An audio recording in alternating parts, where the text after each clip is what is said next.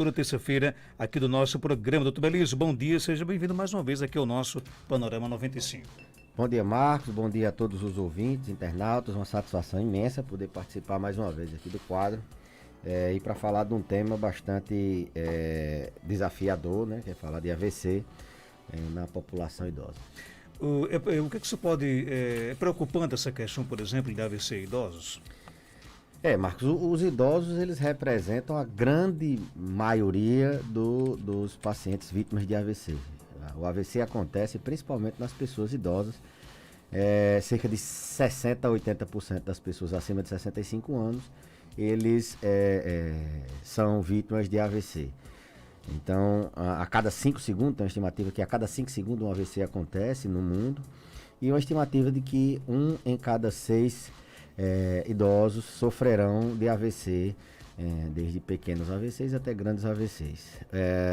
O AVC, a própria sigla, acidente vascular cerebral, ele é, na verdade, um acidente, mas um acidente que a gente pode até evitar a depender da tomada de decisões do próprio paciente, né? É onde ele pode ser de 2 tipos. Ele é o AVC isquêmico, que é a famosa trombose, onde uma artéria do cérebro, um vaso do cérebro, ele obstrui, ele entope, e o sangue que iria para essa região fica represado e não vai, e aí o sangue fica sem, e o cérebro fica sem sangue, e ele tende a perder vida, perder função. Ou o contrário, uma artéria, um vaso, ele se rompe, e ali também alguma região vai ficar sem suprimento sanguíneo e vai tender a morrer essa parte do cérebro, e é uma doença que pode matar, né? Ela tem uma letalidade alta, e ela também tem a segunda maior causa de morte no mundo, para você ter ideia. E é a principal causa de incapacidade. É a principal causa de doença que deixa a pessoa inválida, incapaz. Então, tem o AVC isquêmico, representa em torno de 85%, é a grande maioria, aquele mais clássico. E o AVC hemorrágico é quando a pessoa sangra a cabeça, né? Então, tem uma alta letalidade, tem uma alta grau de incapacidades, e tem fatores de risco, por vezes modificáveis. A gente tem alguns que a gente não consegue modificar. Por exemplo, a idade, né? Eu falei que à medida que as pessoas vão ficando mais velhas, elas têm um risco maior. A gente não consegue mudar a idade. A genética, os indivíduos que têm uma genética que o predispõe a ter acidente vascular cerebral, eles têm um fator de risco não modificável. Então, genética e idade a gente não pode mudar. Mas o principal fator de risco que mais pesa em qualquer cenário de isquêmico ou hemorrágico é a hipertensão. Então, isso sim a gente consegue controlar. Hipertensão, diabetes, estresse, taxas altas de dislipidemia, colesterol alto, são fatores de risco, tabagismo, são fatores de risco modificáveis. Então, o AVC, ele vai desde aquele idoso de alto risco, aquela pessoa que você tem que acompanhar ela para evitar dela ter um AVC, ao idoso que tem um AVC, pode ser ele de pequena monta, um infarto lacunar, pode ser um AVC maior, e você tem que abordar ele na fase aguda, aqueles sintomas de desvio da rima labial, fica com a boca torta, aqueles sintomas dele ele perder a força subitamente, ou ter uma dormência num braço, numa perna, não conseguir falar, ficar com o braço esquecido, são sintomas clássicos. Essa fase aguda a gente também tem que intervir. Cérebro tempo é cérebro, né? Se tempo é vida, tempo é cérebro. Tempo é coração, no infarto, tempo é cérebro também. Quanto mais rápido você identificar, e por isso as campanhas nacionais aí, até na televisão, de orientação à população para a identificação de um AVC estão muito presentes, porque quanto mais rápido você identificar, menor é a sequela. Lembra que é a doença que mais dá incapacidade no futuro. Então, quanto mais rápido você intervir, mais rápido você consegue reverter danos posteriores. Então, tem esse paciente que a gente tem que acompanhar ele. Paciente idoso, que tem genética, hipertenso, diabetes, que às vezes esquece de tomar o remédio da pressão, não é aderente, não faz a dieta, não faz atividade física. Esse que vai ter um AVC. e a gente tem que manejar, ele não só é as doenças, ele é uma pessoa que a gente tem que intervir nela para que ela possa aderir e tratar rigorosamente essas doenças. Tem a fase aguda, que é o paciente a gente tem que tratar no hospital para que ele tenha, e tem a fase pós-AVC, as consequências, depois que teve o AVC, a recuperação, que essa é a mais, eu diria, a mais lenta, a que gera mais angústia, porque o tecido nervoso ele demora a se recuperar, a se regenerar. E aquela pessoa que tinha uma vida bem ativa, ela começa a ter muitas limitações. A gente tem que abordar inicialmente o risco dele não ter outro AVC. As pessoas que têm um AVC, elas têm um risco muito maior de ter outro AVC. Então a gente tem que intervir com medicamento, com algumas coisas que evitem dele ter AVC. A gente tem que tratar as sequelas, não é só a sequela motora, muitas vezes, de fazer reabilitação, fisioterapia. Isso sim é fundamental. Isso é fundamental. Não é só a fonoterapia que é fundamental, mas também aquilo que acompanha o paciente no pós-AVC. Eles têm muita depressão, eles evoluem com demência. A segunda principal causa de demência é a demência vascular. É a demência causada por AVC. As pessoas que têm AVC tendem a ter uma espécie de, vamos supor, um Alzheimer, só que causado pelo AVC. Então tem que tratar essa depressão, tem que manejar mais rigorosamente a hipertensão, a diabetes, tudo aquilo que fez ele ter o AVC. Às vezes tem que passar por procedimentos além dos medicamentos. Então, é esse o contínuo das pessoas idosas que têm AVC. É aquele que tem que ser acompanhado para não ter, aquele que tem que ser tratado imediatamente, e aquele que já teve, a gente tem que acompanhar ele para que ele não sofra com as complicações, que nessa fase pós-AVC é onde a gente tem, mais... o ideal era a gente ter muito mais, canalização de energia para esse paciente que não teve ainda, mas infelizmente as pessoas ainda estão em processo de absorver a educação, a orientação, os riscos, para evitar de ter. A gente recebe muito mais as pessoas que já têm o AVC e procuram preservar, reabilitar, tratar tudo aquilo que ficou como sequela. Agora, é fácil você reconhecer um AVC da pessoa idosa? Porque nem toda dormência é sinal de AVC, né, doutor? Os idosos, eles têm muitos sintomas, né? Não é fácil, né? Mas existem alguns que a gente não deve, postergar e achar que é uma coisa simples. Como, por exemplo, o clássico do AVC é um acidente, é um sintoma súbito. Ele estava bem, ele não dá aviso, ele, estou sentindo aqui uma dormênciazinha. Né? Não. Ele simplesmente perde a força do braço, fica com a boca desviada, a voz embuluada. O principal território arterial é a artéria cerebral média, que cursa exatamente com esses sintomas, é o mais comum.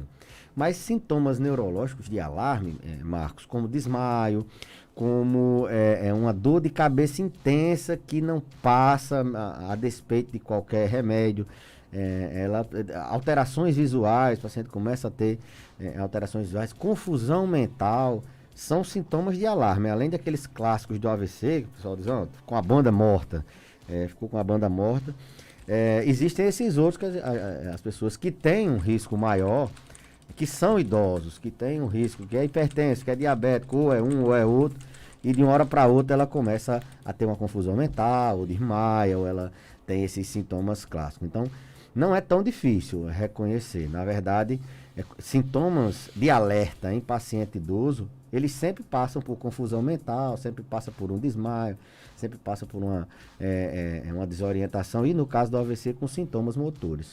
Ouvindo pergunta o seguinte, quem bebe tem risco de ter AVC? Tem, o álcool é um fator de risco cardiovascular, não só para AVC, mas para infarto também.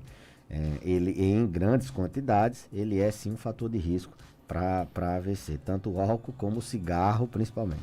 Você já responde aqui a pergunta da nossa ouvinte. Ela conta que a mãe dela tem 80 anos e nunca deixou de fumar.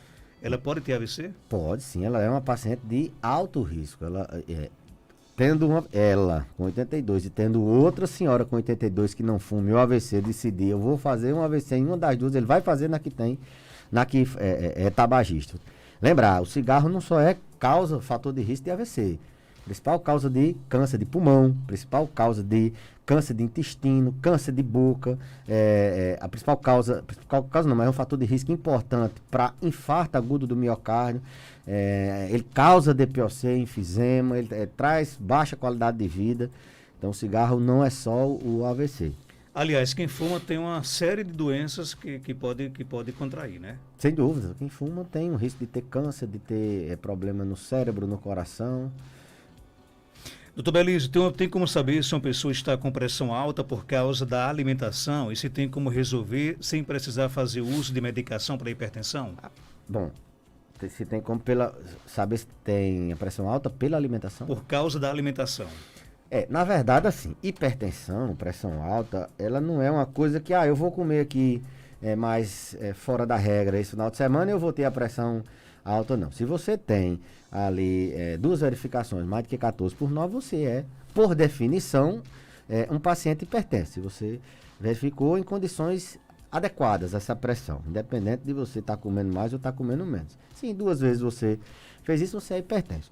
A primeira linha de tratamento para hipertensão é sempre as mudanças de estilo de vida, né? Que envolvem uma alimentação com baixo teor de sódio, de sal, envolvem diminuição de industrializados, um acréscimo de frutas, verduras. Então a primeira linha de tratamento é essa. E atividade física, independente de ser idoso. O idoso, ele tem nível, a gente tem alguns pacientes mais frágeis que a gente tolera níveis de pressão um pouquinho acima da meta. Porque o risco deles terem queda de pressão, hipotensão, é maior do que eles a longo prazo desenvolverem problemas. Mas sim, tem muita gente hipertensa que não toma remédio. Tem muita gente hipertensa que controla com essa primeira fase do tratamento, que é a mudança de estilo de vida. A depender, logicamente, dos níveis que essa pressão foi verificada, uma pressão muito alta, e o paciente com muitos fatores de risco, ele já inicia com remédio associado à mudança de estilo de vida. Mas tem sim como controlar a pressão com a alimentação. Um adendo que eu faço para os idosos é que é muito comum as pessoas tentarem controlar essa pressão com uma restrição alimentar exagerada. E nossos idosos, a gente falou no último programa sobre o risco deles desnutrirem.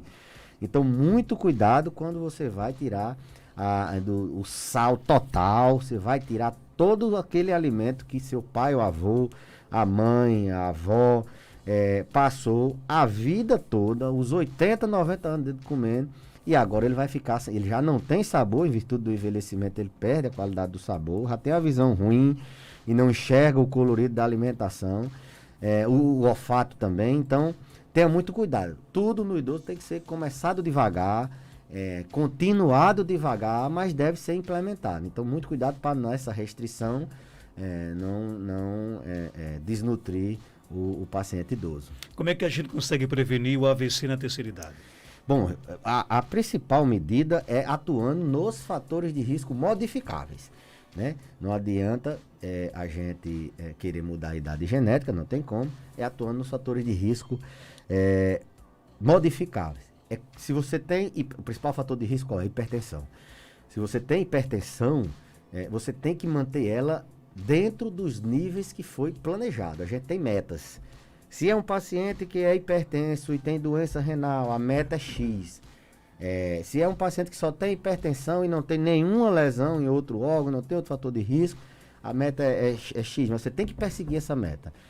Tem que tomar o remédio certinho, o remédio que é 3 vezes ao dia, ele deve ser tomado 3 vezes ao dia. Não, então eu vou tomar só de manhã e de noite. Você não consegue tomar as 3 vezes, você tem que conversar com o seu médico para ele dar um ajuste, controlar rigorosamente os fatores de risco. No caso, pressão, no caso, diabetes, no caso, dislipidemia, que é a taxa alta, parar de fumar, diminuir o consumo de álcool, iniciar uma atividade física e começar a se alimentar melhor.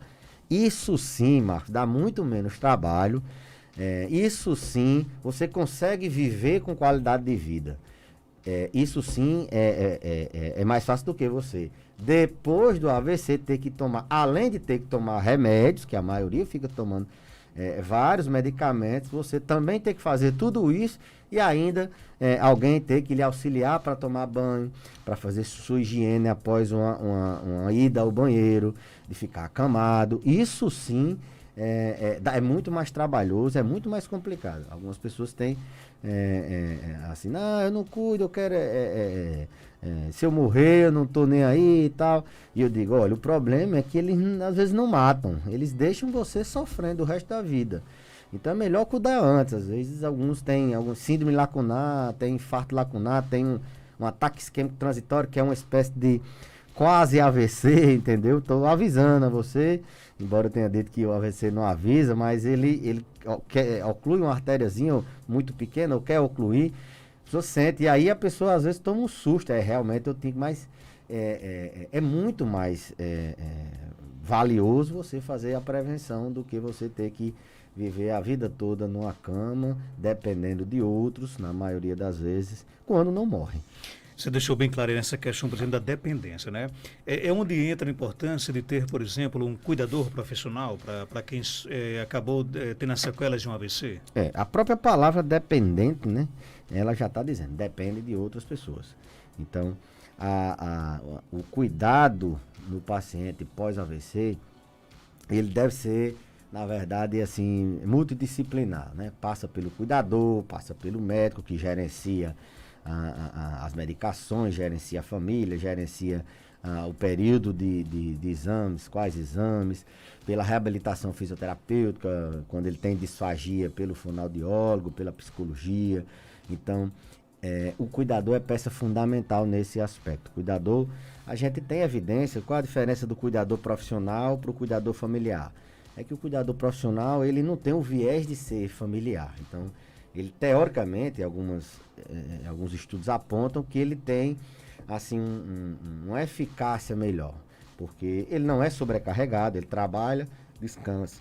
Cuidador familiar, na maioria das vezes, as famílias sobrecarregam em um só cuidador. Não, fulano de tal vai cuidar e aí todas as responsabilidades em cima desse cuidador. Então ele tende a ter sobrecarga e estresse do cuidado. Então, o cuidador profissional ele tem sim um papel importante nessa reabilitação, até porque esse paciente vai precisar ser acompanhado mais de perto, ele é dependente, e vai ser precisar ser acompanhado não só na questão do AVC, isso é o que as pessoas às vezes esquecem. Ele vai continuar sendo um idoso com alto risco de queda, ele vai continuar sendo um idoso, provavelmente que com a demência, ele vai continuar sendo um idoso hipertenso, diabético, vai continuar sendo um idoso com risco de depressão, vai continuar sendo um idoso que requer cuidados integrais. As pessoas às vezes esquecem, não, é só cuidar aqui do AVC. Não, ele vai ter muito mais outros problemas, ou os mesmos problemas no mínimo, do que tinha antes de ter o evento, o AVC. Doutor, tenho 33 anos, sou hipertensa e obesa. Tenho risco de ter AVC? Hipertensão e obesa tem sim. Tem um principal fator de risco, né, que é a hipertensão, e a obesidade é um outro fator de risco para doenças cardiovasculares. 33 anos, muito jovem, dá tempo começar a mudar estilo de vida, né?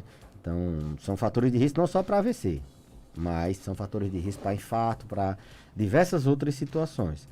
Então, minha amiga, controle bem sua pressão, mude seu estilo de vida, saia dessa obesidade, caia para um peso normal, que o benefício isso a longo prazo, os anos de vida que você vai ganhar, não só viver assim, sem nenhuma sequela, são muitos. São anos também sem incapacidades. Não adianta viver cheio de incapacidades, né, também. É importante a gente viver muito, mas viver bem, sem incapacidades. Tem uma pergunta aqui do nosso ouvinte, ela quer saber o seguinte, o AVC tem cura na pessoa idosa? Tem. Em qualquer faixa etária, a gente tem. Se for AVC isquêmico, a gente tem um medicamento. Inclusive, a gente tem, no Brasil, tem se difundido muitos ambientes de sala de AVC, que a gente diz. Uma medicação que nas primeiras horas a gente faz e o trombo que oclui aquela artéria, ele pode sim ser dissolvido, vamos assim dizer. Então, nas 4,5 horas iniciais, a gente pode tratar com o medicamento na veia, num ambiente próprio para reverter esse AVC. A gente tem também um tratamento que passa desse tempo. Pacientes que não tem condição de 4 horas e meia, a gente pode fazer uma cirurgia, uma trombectomia, vai pela artéria, vai lá e retira o trombo. Então, tem sim tratamento. A questão é limitações, acesso a esse tratamento. Como assim, uma coisa que está mais nos grandes centros, a gente não tem esse acesso de tratar, de evitar exatamente a sequela, da pessoa ficar vários anos se reabilitando. Tem sim tratamento, tem tratamento na fase antes, para você prevenir, tem tratamento na fase aguda e tem tratamento na fase após o AVC. Mas a pergunta foi cura e tem sim, se disponível o ambiente e para tratar as medicações. Porém, se procurar no tempo certo, né? Identificou, corre para o hospital. Identificou, não perca tempo, porque o tempo é cérebro. E cérebro é incapacidade se você perdê-lo. Meu sogro teve um AVC, bebia, mas deixou. Só que agora fuma muito, toma muito café. E aí? Deixou um e começou. Esse de café causa AVC? Não é um fator de risco. Estou ficando preocupado já, viu? Não, o café é ame ou odeio. Tem alguns estudos que dizem que ele melhora muitas coisas, inclusive a memória. Tem outros que dizem que ele pode aumentar a hipertensão para quem é hipertenso, ele pode aumentar a ansiedade para quem é ansioso, atrapalhar sono. Mas existe uma linha que defende aí o café. Então, ele não fez boa coisa não, viu, Marcos? Eu acho que se ele tivesse... Não tinha pra que ele teve que parar um e começar outro, né? Ele poderia muito bem ter parado a bebida e não ter inventado nenhum outro. Ele simplesmente tirou um fator de risco e colocou outro muito mais, assim, para questões de risco cardiovascular, muito mais impactante. Tem pergunta? Bom dia, Marcos Dantas. Sou Neide Costa, estou escutando o programa do Dr. Belísio e gostaria de fazer um relato. Hoje eu tenho 60 anos e há 5 anos atrás encontraram um achado médico, que eles chamam. Descobriram que eu tinha um aneurisma na comunicante anterior, um aneurisma cerebral, e aí pelo tamanho dele precisou de intervenção. Eu passei por uma cirurgia e aí eu fico me perguntando, eu preciso fazer algum acompanhamento disso? Porque durante esses 5 anos eu só voltei outra vez ao neurologista. Mas, graças a Deus, eu não tenho pressão alta, eu não tomo nenhuma medicação, não tenho diabetes, não tenho excesso de peso. Então, graças a Deus, eu me considero um paciente saudável. Mas o que é que ele pode me dizer? Eu agradeço. Obrigada. Um abraço, Neide Costa, doutor Belísio. Um aneurisma de comunicante anterior, na verdade, os AVCs hemorrágicos, aqueles que sangram, a principal causa são causas aneurismáticas, né? Chama-se aneurisma de Charcot-Bouchard. Eles é uma espécie de imagina um pneu de bicicleta com bucho. É um buchozinho que cria na artéria e aí se rompe. Então, quando é identificado antes, esse aneurisma vai lá e faz o procedimento que a ouvinte falou e você tira esse risco de ter um AVC hemorrágico. Você controlou o seu aneurisma. Ela me pergunta se não tem assim mais o que acompanhar, o que fazer. Tem sim. Paciente com 60 anos é idoso aqui no Brasil. E todo idoso ele está vulnerável a ter um envelhecimento, atender um envelhecimento não saudável, um envelhecimento não ativo. Então ele tem que ser acompanhado. A gente tem que exatamente, rotineiramente, periodicamente acompanhá-la para que a gente possa intervir exatamente para que ela não tenha doenças cardiovasculares. Se tiver, a gente identificar precoce, tratar precoce, prevenir câncer nessa faixa etária. A gente faz rastreio muito de perto de câncer, principalmente as mulheres, câncer de mama, câncer. Então, a rotina de acompanhamento numa pessoa depois de 60 anos, ela é indispensável.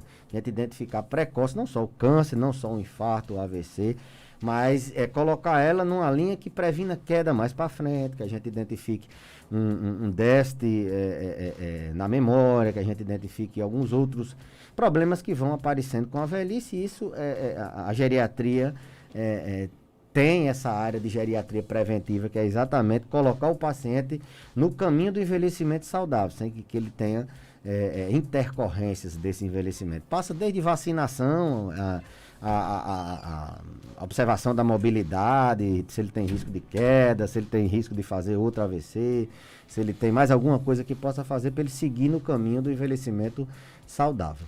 Doutor Belísio, obrigado pela sua participação. Até terça-feira, se Deus quiser. Obrigado, Marcos Dantas, e até a próxima terça, se Deus quiser. 7h55, doutor Belísio volta na próxima terça-feira.